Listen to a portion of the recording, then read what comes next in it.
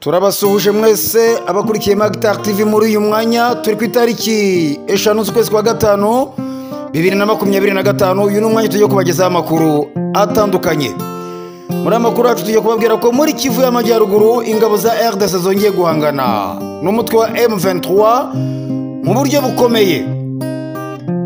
Angoni tuhava turaza kubabwira kandi ko Igoma noneho hariya abantu batatu bo mu muryango umwe bishwe barashwe. Abo ngabo turaza kubabwira amazina yabo n'abari bo. Ntago ari byo ngibyo gusa kuko turaza kubabwira ko icyiciro cya kabiri cy'ingabo za SADC nacyo cyatashye kitwikiriye ijoro. Turaza kubabwira rero uko byagenze, amasaha batahiyeho nuko byifashe. Turaza kuva aho ngaho rero duhita tujyana muri Kenya tubabwire ko perezida wa Kenya we n'uruva gusenya ubwo yakubitwaga urukweto n'umuturage. Ntago ari byo gusa, turaza kujya no mu gihugu cya Isiraheli tubabwire yuko hariya muri Isiraheli Netanyahu yahize kwihorera nyuma y'igitero gikomeye abahusi bagabye kuri Isiraheli. N'andi makuru menshi atandukanye, reka mu kanya gato tuze tuyarambura. Kivu rero reka duhere kuri aya makuru arimo kuvugwa muri Kivu y'Amajyaruguru, aho ingabo za SADC zongeye guhangana n'umutwe wa M23. Ingabo rero za Repubulika ya Demokarasi ya Kongo mu cyumweru gishize zahanganiye n'umutwe witwaje intwaro wa M23 mu gace ka Runyasenge kari muri teritwari ya Rubero mu ntara ya Kivu y'Amajyaruguru. Iyi mirwano rero yabaye tariki ya 2 Gicurasi 2025 yarangiye abarwanyi ba M23 bafasha aka gace. Abaturage benshi bari bahunze berekeza mu gace ka Kasindi ku mupaka wa RDC ndetse na Uganda. Umuturage rero yagize ati abantu bahunze Runyasenge, ati biragoye kumenya umubare w'abapfuye cyane ko aka gace kafashwe n'inyeshyamba. Mu gitondo cyo kuwa 4 Gicurasi byemejwe ko abarwanyi ba M23 bambuye ingabo za RDC kandi gace ka Katundu ndetse n'Amasenda muri Rubero. Ntacyo rero M23 ivuga kuri iyi mirwano, gusa kenshi yagiye isobanura ko mbere y'uko ifata uduce two mu burasirazuba bwa RDC iba yashotowe n'ingabo z'iki gihugu cyangwa se ikabikora mu rwego rwo guhagarika ubugizi bwa nabi bukorerwa abasivile. Umuvugizi w'ingabo za RDC zikorera mu majyaruguru y'intara ya Kivu y'Amajyaruguru Colonel Mark Akuzayi ku wa 4 Gicurasi yashinje abarwanyi ba M23 kurenga ku gahenge kari karashyizweho, ndetse yongeraho ko ingabo za leta zifite ngo uburenganzira bwo gusubiza kuri ibyo bitero.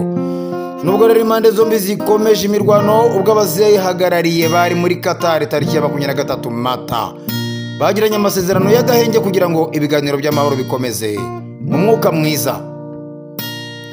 Muri iki gihe rero impande zombi zivugaho gukomeza ibirindiro byazo mu ntara Kivu y'Amajyaruguru na Kivu y'Amajyepfo, byaba mu buryo bwa basirikare ndetse n'ibikoresho.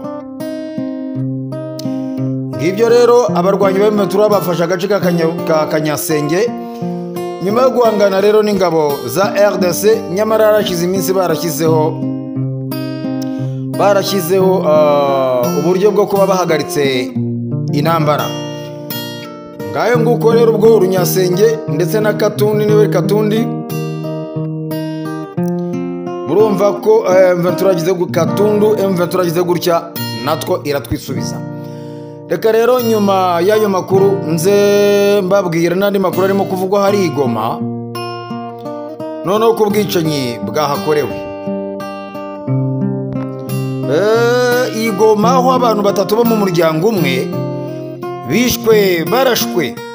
Abantu batatu bakomoka mu muryango utuye mu mujyi wa Goma mu ntara ya Kivu y'Amajyaruguru mu mpera z'icyumweru gishize, abangaba bagize gutya bicwa barashwe. Ngira ngo murimo kubona n'amafoto yabo nabashyiriyeho. Amakuru agera ku kinyamakuru cyacu avuga ko mu ijoro ryo kuwa 6 tariki ya 3 Gicurasi ahagana saa 6 n'igice z'ijoro aribwo abicanyi bateye urugo rwa Murihano David hariya Igoma. Umwe muri abo bicanyi rero yinjiye mu gipangu banyakwigendera bari batuyemo, agezemo ararasa ndetse anafungurira bagenzi be nabo barinjira. Ubwo byabaga umwana wari mu nzu yarababonye atabaza abandi kugira ngo babyuke. Abicanyi rero bagifungura umuryango bahuye n'uyu mugabo witwa Murihano David bahita bamurasa mu mutima arapfa. Umwana we w'imfura aje gutabara se nawe baramurasa nawe bamurasana n'umwe muri bagenzi babo barwanaga. Nyuma rero haje kumanuka undi muvandimwe wa nyiri urugo wari wabasuye aturutse mu Rwanda, nawe akigera aho aberaga imirwano abicanyi bamurasa mu mutwe, nawe ahita ahasiga ubuzima. Umwe rero mu muryango wa nyakwigendera avuga ko abishe bariya abantu atari abajura, ngo kuko mbere y'uko bicwa bari babanje guteguzwa ko bagomba kwicwa. Urupfu rw'abariya abantu kandi rwashenguye cyane abenshi mu banyekongo bo mu bwoko bw'abanyamurenge. Ariko nanone reka tubabwire ko umujyi wa Goma umaze igihe urangwamo umutekano muke ndetse n'ubwicanyi kubera intwaro nyinshi zikiri mu bawutuye. Ni intwaro rero ziyongereye muri Mutarama uyu mwaka ubwo ihuriro ry'ingabo za leta ryataga intwaro nyinshi ku muhanda rihunga inyeshyamba za M23 zari zimaze kuyigarurira. I Goma rero kandi hihishe abarwanyi benshi b'imitwe ya Wazalendo na FDLR. Leta ya RDC yari yariyambaje ngo bayifashe kurwanya M23. Aba bakaba barimo abangaba rero bose bagiye bishara mu mujyi wa Goma kandi bafite intwaro, bakaba bari mu bateza umutekano muke, nubwo M23 ikomeza gukora ibishoboka byose ngo rebe uburyo yagarura umutekano hariya mu mujyi wa Goma, ndetse ikagenda ishakisha mu bantu ruhindu. Ariko murumva ntago bose yahita igira gutya ngo icyo kibazo gikemurire rimwe. Urumva ko arabakomeza kugenda bihishahisha, niba barimo gukomeza kugenda bakora amabara. Ngayo nguko rero ntawamenya uko byagenze neza, haracyakorwa iperereza ubwo ugizagaragara icyamakuru azavuga kuri iyi nkuru ya David, uburyo abantu baje bakamwica n'umuryango we, abantu batatu b'umuryango we. Ubwo nabwo tuzongera tubatangariza, ariko murumva ko ubwicanyi ari i Goma n'ubundi bugihari. Nyuma y'ayo makuru reka mu kanya gato cyane imitenzi amabwira n'amakuru arimo kuvugwa hariya nanone ku ngabo za SADC.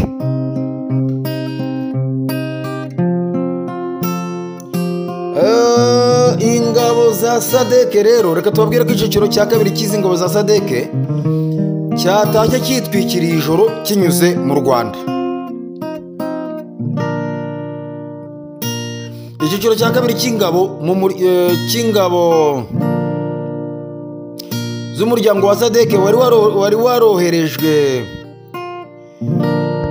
Icyiciro cy'ingabo umuryango wa SADC wari warohereje muri Repubulika ya Demokarasi ya Kongo gufasha ingabo za kiriya gihugu mu ntambara zirwanamo n'umutwe wa M23 cyatashye kinyuze mu Rwanda. Aha rero mu masaa 2 z'ijoro ryo ku cyumweru, ni ku munsi w'ejo tariki ya 4 Gicurasi, nibwo amakamyo yari yikoreye ibikoresho bya ziriya ngabo yahagurutse i Rubavu. Ubwo rero mu masaa 3:50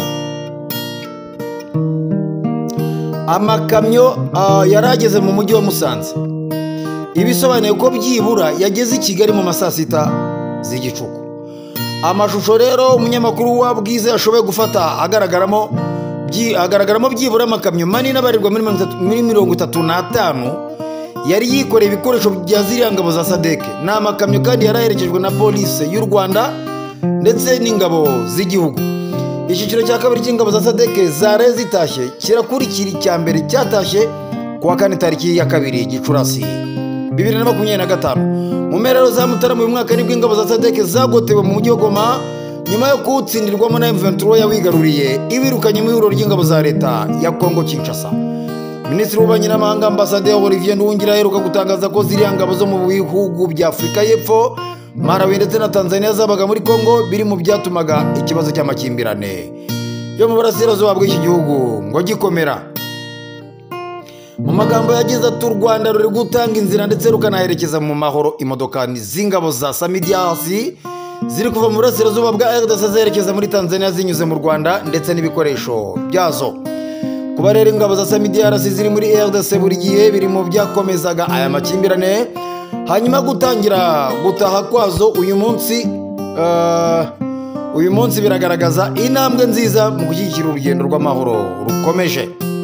SADC rero yari yoroheje muri Kongo ingabo zayo mu mpera mpera za 2023 kugira ngo zifashe za kiriya gihugu mu ntambara zimaze imyaka irenga 3 zirwanamo n'umutwe wa M23.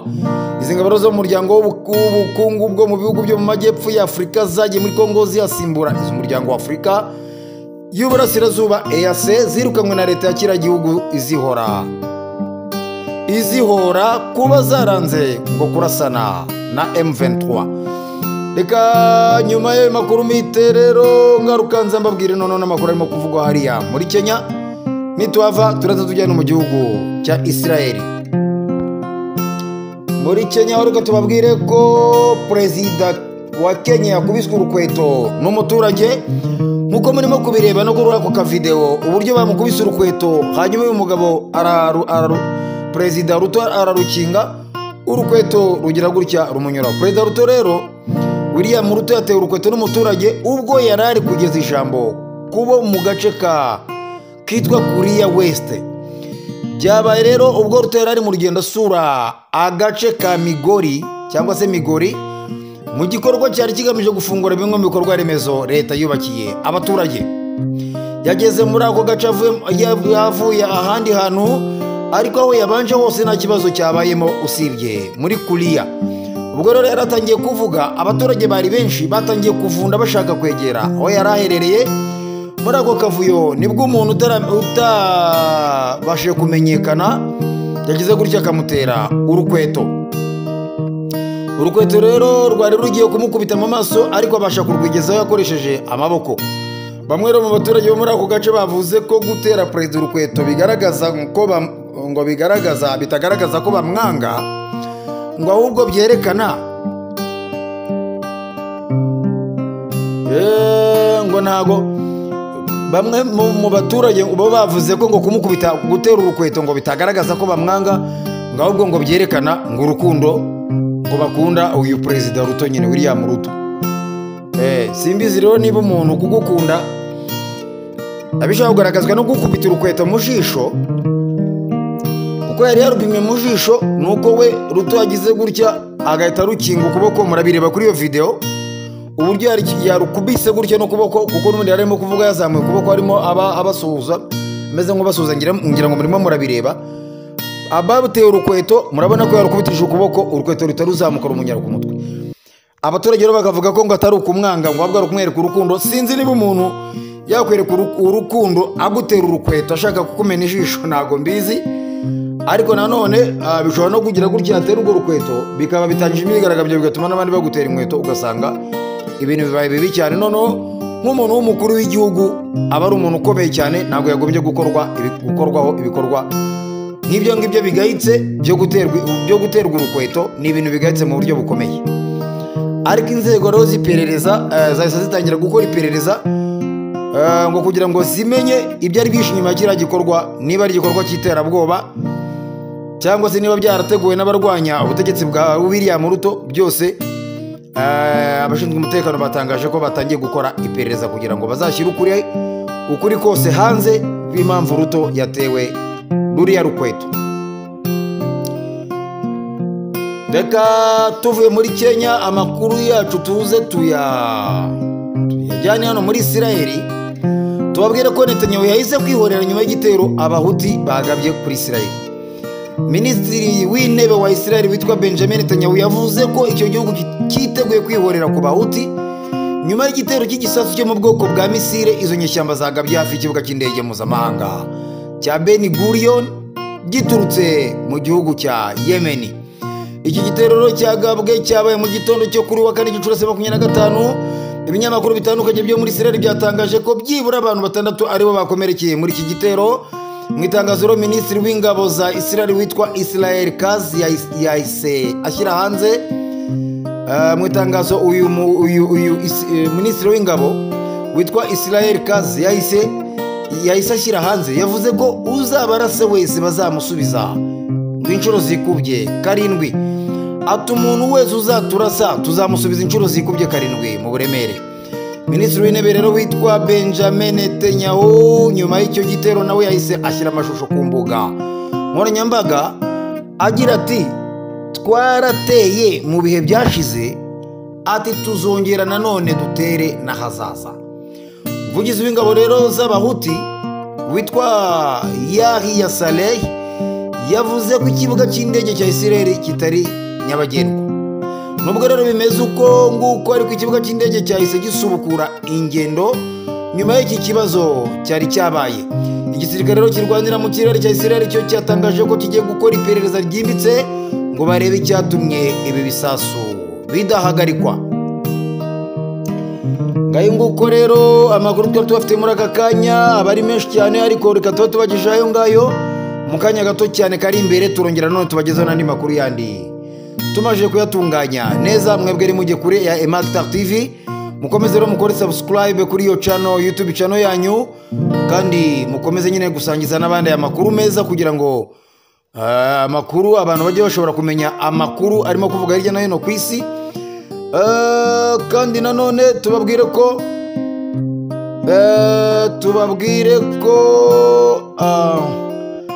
amakuru yacu tugiye kuzajya tuyabagezaho atandukanye kandi ku gihe.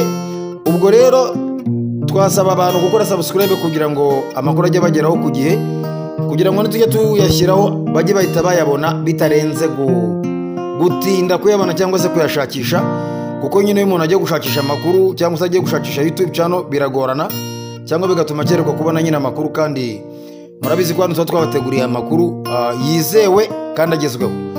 Murakoze rero, Imana ikomeze yivanga mu byanyu. Ngende Emmanuel Nshimiyimana.